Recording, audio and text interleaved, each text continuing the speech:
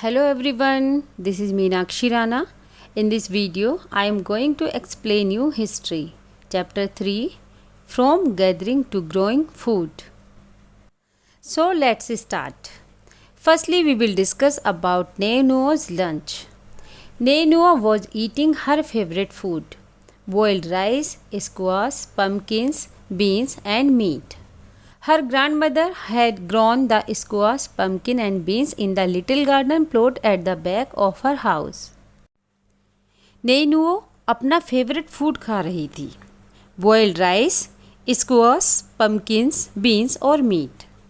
उसकी ग्रैंडमदर ने अपने घर की बैक साइड के छोटे से गार्डन में स्क्वाश, पम्पकिन और बीन्स उगाए हुए थे. उसे याद आया कि जब वह स्कूल ट्रिप के लिए मध्य प्रदेश गई थी तब फूड बहुत डिफरेंट था.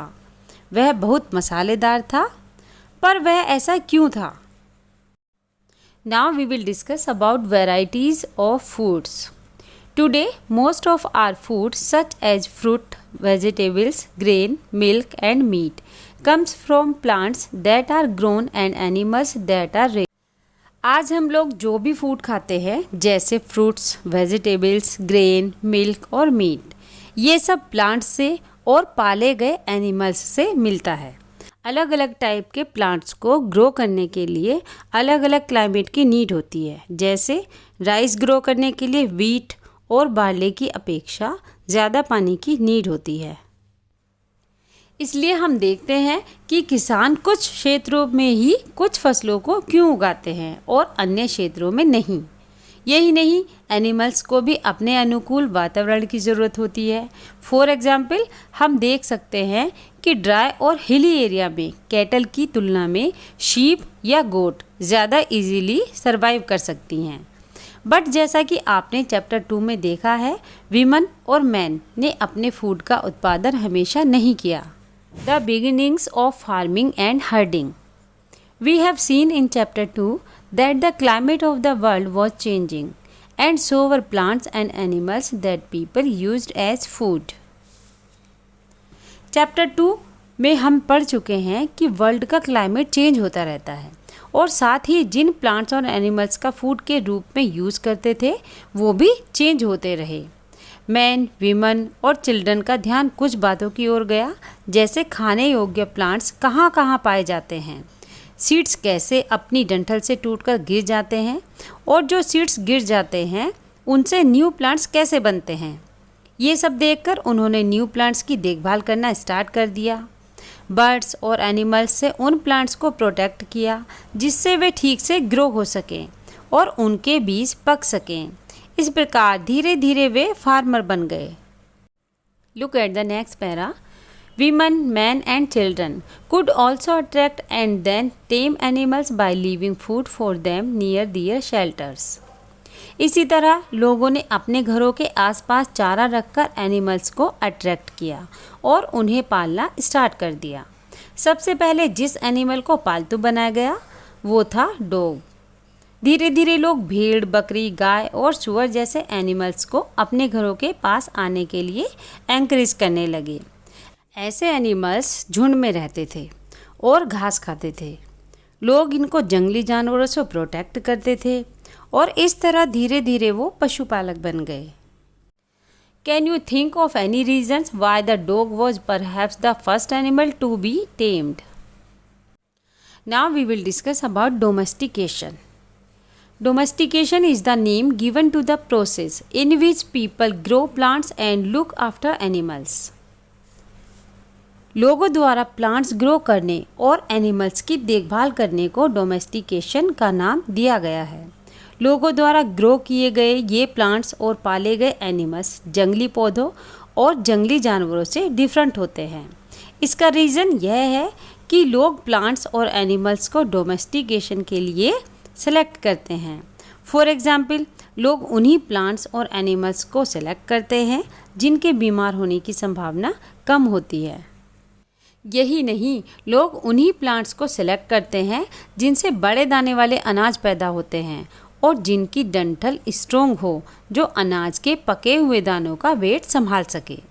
ऐसे प्लांट्स के सीड्स को संभाल कर रखा जाता है ताकि फिर से न्यू प्लांट्स उगाने के लिए उनका यूज़ किया जा सके।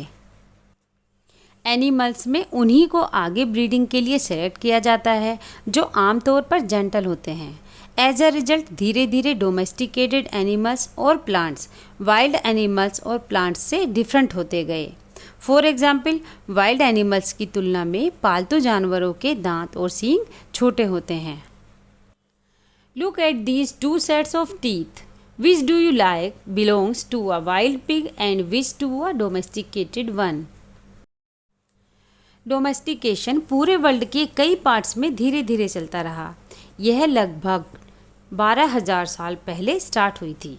वास्तव में आज हम लोग जो फूड का यूज़ करते हैं वो इसी डोमेस्टिकेशन की वजह से है।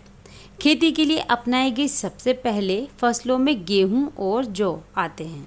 उसी तरह सबसे पहले पाले गए एनिमल्स में डॉग के बाद शीप और गोट आते हैं।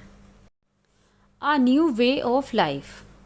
If you plant a seed, you will notice that it takes some time to grow. This may be for several days, weeks, months and in some cases years. यदि आप किसी seed को बोकर देखते हैं तो आप नोटिस करेंगे कि इसको ग्रो होने में कुछ टाइम लगता है। इसमें कुछ दिन, महीने या फिर साल भी लग सकता है। इसलिए जब लोग प्लांट्स ग्रो करने लगे तो उनकी देखभाल के लिए उन्हें एक ही जगह पर लॉन्ग टाइम के लिए रहना पड़ा। बीज बोने से लेकर फसलों के पकने तक, पौधों को पानी देने के लिए, एनिमल्स और बर्ड्स से उनकी सेफ्टी जैसे बहुत सारे काम होते थे। उसके बाद फसलों को काटा जाता था और अनाज का यूज केयरफुली करना पड़ता था। Look at the next para. As grain had to be stored for both food and seed, people had to think of ways of storing it. अनाज को फूड और सीड दोनों ही रूपों में बचाकर रखा जाता था, इसलिए लोगों ने इसे स्टोर करने के बारे में सोचा। कई एरियाज में लोगों ने बड़े बड़े क्ले पॉट्स बनाने स्टार्ट किए। कुछ लोगों ने टोकरियाँ बुननी स्टार्ट की और कुछ लोगों ने ज़मीन में गड्ढा खोदा। Do you think hunter-gatherers would have made and used pots? Give reasons for your answer. Storing animals. Animals multiply naturally. Besides, if they are looked after carefully, they provide milk, which is an important source of food, and meat whenever required. Animals की संख्या naturally बढ़ती है क्योंकि वो बच्चे देते हैं। इसके अतिरिक्त अगर हम उनकी देखभाल अच्छी तरह से करें तो वे मिल्क भी प्रोवाइड कराते हैं हमें, जो भोजन का एक इम्पोर्टेंट सोर्स है। यही नहीं, एनिमल्स से हमें मीट भी मिलता है। इन अदर वर्ड्स, पाले जाने वाले एनिमल्स को भोजन के भंडार के रूप में यूज़ किया जा सकता है। Apart from food, what are the other things that could have been obtained from animals? What are animals used for today? भोजन के अतिरिक्त एनिमल्स से और क्या क्या मिल सकता है? आज एनिमल्स का यूज़ किस लिए होता है? Now we will discuss about finding out about the first farmers and herders. Turn to map 2, page number 14. You will notice a number of blue squares. Each marks a site from where archaeologists have found evidence of early farmers and herders. Turn to map 2, page number 14। आप देखेंगे कि इसमें कई blue squares हैं। पता है, इनमें प्रत्येक बिंदु उस जगह को दर्शाता है जहां आर्कियोलॉजिस्ट को अर्ली फार्मर्स और हर्डर्स के मिलने के एविडेंस मिले हैं। ये पूरे उपमहाद्वीप में पाए गए हैं। इनमें सबसे इम्पोर्टेंट नॉर्थ वेस्ट में, आधुनिक कश्मीर में और ईस्ट और साउथ इंडिया में पाए गए हैं। Look at the next para. To find out whether these sites were settlements of farmers and herders, scientists study evidence of plants and animal bones. यह पता लगाने के लिए कि क्या ये साइट्स किसानों और चरवाहों की बस्तियां थीं, साइंटिस्ट प्लांट्स और एनिमल्स की बोन्स के एविडेंस की स्टडी करते हैं। इनमें से सबसे रोचक चीज़ें जो होती थीं वो जले हुए अनाज के दानों के अवशेष होते थे। ऐसा लगता है कि ये दाने गलती से या फिर जानबूझकर जलाए गए होंगे। साइंटिस्ट इन अनाज के दानों की पहचान कर सकते हैं। इस तरह हमें पता चलता है कि इस सब कॉन्टिनेंट के डिफरेंट पार्ट्स में कई तरह की फसलें उगाई जाती होंगी। साइंटिस्ट डिफरेंट एनिमल्स की बोन्स को भी पहचान सकते हैं। Look at the table below to see where evidence of grain and bones of domesticated animals have been found. इस टेबल को देखकर आप यह पता लगा सकते हो कि कहाँ-कहाँ अनाजों और पालतू जानवरों की हड्डियों के अवशेष मिले हैं। Now we will discuss about towards a settled life. Archaeologists have found traces of huts or houses at some sites. For instance, in Burjhom, in present-day Kashmir, people built pit houses which were dug into the ground. Archaeologist को कुछ sites पर झोपड़ियों और घरों के निशान मिले हैं, जैसे कि बुर्जहोम के लोग ग्राउंड के नीचे गड्ढा खोदकर घर बनाते थे, जिन्हें पिट हाउसेज कहा जाता था। इनमें नीचे जाने के लिए सीढ़ियाँ होती थीं। इससे उन्हें कोल्ड वेदर से सुरक्षा मिलती होगी। आर्कियोलॉजिस्ट को झोपड़ियों के अंदर और बाहर दोनों ही जगहों पर आग जलाने के संकेत मिले हैं। ऐसा लगता है कि लोग वेदर के अकॉर्डिंग घर के अंदर या बाहर खाना पकाते होंगे। Students, remaining part of this chapter I will explain you in next video. If you like this video, please subscribe to my channel and don't forget to press the like button. Thanks for watching. Have a good day.